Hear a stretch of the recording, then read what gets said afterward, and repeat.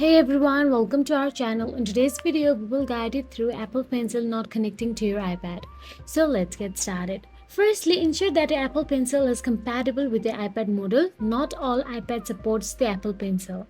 Then connect your Apple Pencil to your iPad using the magnetic connector or the lightning connector to charge it. A low battery could prevent it from connecting. Sometimes, a simple restart can resolve connectivity issues as well. To restart your iPad, press and hold the power button until the slider appears and slide to power off and turn it back again. Now also go back to this Bluetooth settings and ensure that you have connected to your Apple Pencil correctly. Also, if it is not, then simply tap on the forget device and try pairing the pencil again by plugging it to the lightning connector.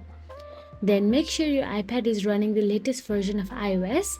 Updates often include bug fixes that could resolve connectivity issues. So if none of these above steps work, then there may be a hardware issue with the Apple Pencil or iPad. You'll have to contact Apple support or visit an Apple store for further assistance. So that's it. If you found this video helpful, please like, share and subscribe our channel, and thank you so much for watching.